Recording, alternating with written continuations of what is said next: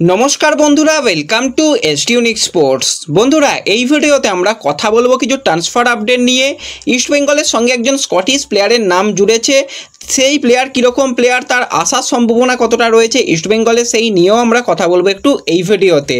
তাই এই ভিডিওটা শুরু থেকে শেষ পর্যন্ত দেখো। আর ভিডিও ভালো লাগলে সকলে একটা করে লাইক করে 500 লাইকের টার্গেট আমাদের পূর্ণ করে দিও। আর যারা চ্যানেলে প্রথমবারের জন্য এসেছো, মনে করে চ্যানেলটাকে সাবস্ক্রাইব করে তার পাশের বেল আইকনটাকে অন করে রেখো। তাহলে তোমাদের প্রিয় দলের খেলার সমস্ত আপডেট তোমরা এখানে পেয়ে যাবে। তো চলো আর দেরি না করে ভিডিও শুরু করা যাক।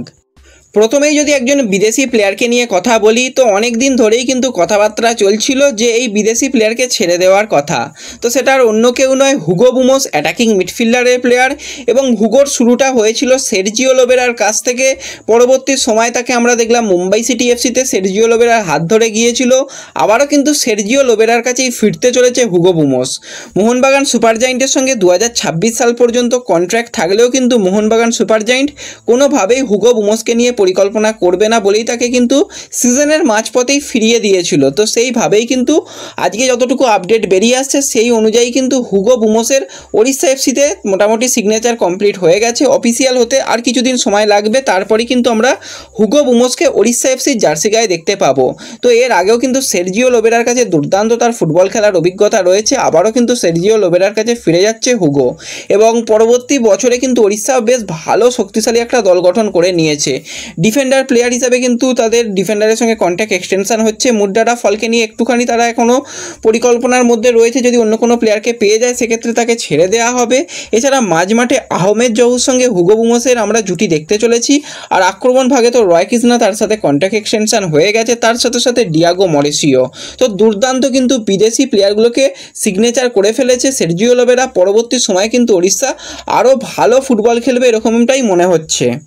তো এরপরে যদি আমরা আরও একজন বিদেশি প্লেয়ারকে নিয়ে কথা বলি, তো তার শুরুটা হয়েছিল ইস্টবেঙ্গল থেকে। সেটার অন্য কেউ নয়, ড্যানিয়েল চিমাচুকু। তার পরবর্তী সময়ে জামশেদপুর এফসিতে গিয়ে কিন্তু লিগ শিল্ড উইন করেছিল ওয়েং কোয়েলের কোচিংয়ে। এবার তোমাদের যেরকমটা অনেক দিন ধরেই জানাচ্ছিলাম যে ওয়েং কোয়েলের কাছে কিন্তু ফিরতে চলেছে ড্যানিয়েল চিমাচুকু। তো সেইভাবেই কিন্তু আজকে জামশেদপুর এফসি থেকে অফিসিয়ালি ড্যানিয়েল চিমাচুকুকে থ্যাংক ইউ জানিয়ে দেওয়া হয়েছে। তো আবারও কিন্তু পছন্দের বিদেশি প্লেয়ারকে ওয়েং কোয়েল পেয়ে গেল। এবং চেন্নাই এফসি যেরকম দল গঠন করেছে, পরের সিজনে কিন্তু তারাও দুর্দান্ত ফলাফল করবে। তাদের দল গঠন দেখেই বোঝা যাচ্ছে একদম নির্দিষ্ট পরিকল্পনা মেনে দল গঠন করা হয়েছে। ওয়েং কোয়েল যে প্লেয়ারকে চেয়েছিল সেই প্লেয়ারকেই কিন্তু চেন্নাই এফসি তাদের দলে নিয়ে চলে এসেছে। তো বেশ শক্তিশালী কিন্তু চেন্নাই এফসি হয়ে গেল। কয়েকদিনের মধ্যেই কিন্তু চেন্নাই এফসির তরফ থেকে অফিসিয়াল কনফার্মেশন এসে যাবে এই প্লেয়ারকে নিয়ে। এরপরে যদি আমরা কথা বলি আরও একজন প্লেয়ারকে নিয়ে, তো 31 বছর বয়সী রাইট উইঙ্গারের প্লেয়ার ভিপি সুহের। ইস্টবেঙ্গলের সঙ্গে 2025 সাল পর্যন্ত কন্ট্রাক্ট রয়েছে। এবং এই সিজনে যদি ভিপি সুহেরের পারফরমেন্স নিয়ে কথা বলা যায়, একে তো গেম টাইমের অভাব লক্ষ্য করা গিয়েছিল, তারপরেও কিন্তু 15টা ম্যাচে সুযোগ পেলেও কিন্তু কোনো রকম গোল, কোনো রকম অ্যাসিস্ট কোনোভাবেই কিন্তু ভিপি সুহেরের কাছ থেকে দেখতে পাওয়া যায়নি। তো সেক্ষেত্রে ভিপি সুহেরকে কিন্তু পরবর্তী সিজনে না রাখার সম্ভাবনাই অনেকটা রয়েছে। তো এই মুহূর্তে এখন অফ সিজন রয়েছে, সবাই কিন্তু তার দেশে ফিরে গেছে। তো সোশ্যাল মিডিয়াতে কিন্তু VP Suhair north east United FC jersey পরে ফটো শেয়ার করেছে। তো নর্থ ইস্ট থেকেই কিন্তু ইস্টবেঙ্গলে সে এসেছিল। তো দেখা যাক আবারও পরবর্তী সময় নর্থ ইস্ট ইউনাইটেড এফসি নাকি অন্য কোনো আইএসএলের দল নাকি অন্য কোনো আই লিগের দলে তাকে আমরা যেতে দেখি। তো ইস্টবেঙ্গল কিন্তু এই প্লেয়ারকে ছাড়ার মোটামুটি সিদ্ধান্ত নিয়েছে। তো দেখা যাক পরবর্তী সময় এই বিষয় নিয়ে যা আপডেট বেরিয়ে আসবে তোমাদের অবশ্যই শেয়ার করে দেব।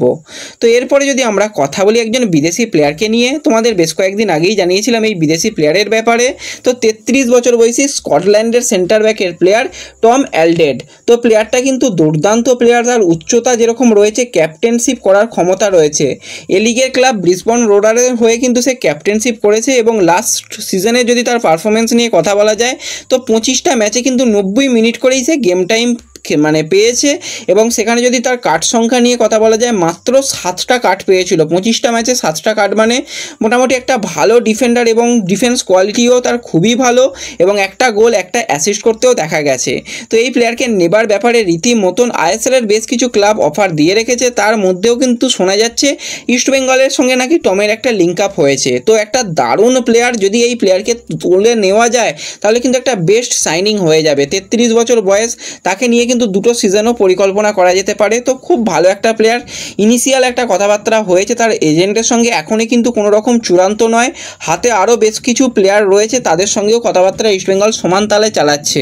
তো যদি কোচ কার্লেস কোয়াদ্রাত আরও একজন এ লিগের প্লেয়ারকে নিয়ে আসে তাহলে আমরা অবাক হব না। গত বছরে আমরা দেখেছিলাম জর্ডান এলসে, তাকেও কিন্তু এ লিগ থেকে তুলে নিয়ে এসেছিল, একজন দুর্দান্ত মানের প্লেয়ার। তো এই টমও কিন্তু তার থেকেও অনেক গুণ অংশে ভালো প্লেয়ার, কিন্তু বয়সটা 33, সেখানে জর্ডান এলসের বয়সটা একটু কম ছিল, কিন্তু কোয়ালিটি নিয়ে কোনো রকম কথা হবে না। 2019 সাল থেকে কিন্তু ভারতীয় ক্লাবগুলো চেষ্টা করছে, মুম্বাই সিটি এফসি, এছাড়া কেরালা ব্লাস্টার্স এফসি গোয়াও কিন্তু তারা একটা সময় চেষ্টা করেছিল, কিন্তু সেই মুহূর্তে টমকে পাওয়া যায়নি। তো দারুণ প্লেয়ার, যদি সাইনটাকে কমপ্লিট করে ফেলতে পারে ইস্টবেঙ্গল তো একটা খুব ভালো সাইনিং হয়ে যাবে ইস্টবেঙ্গলের জন্য। তো এই মুহূর্তে একটা মোটামুটি লিঙ্ক আপের খবর শোনা যাচ্ছে। তো এই ভিডিওতে এটুকুই আলোচনা করার ছিল। ভিডিও ভালো লাগলে ভিডিওতে লাইক করে দিও, চ্যানেলে প্রথমবারের জন্য এলে চ্যানেলটাকে সাবস্ক্রাইব করে দিও, ফেসবুক পেজ থেকে ভিডিও দেখলে ফেসবুক পেজটাকে ফলো করে নিও এবং ভিডিও একটু সকলের সঙ্গে শেয়ার করে দিও। তো দেখা হচ্ছে পরবর্তী ভিডিওতে, ধন্যবাদ।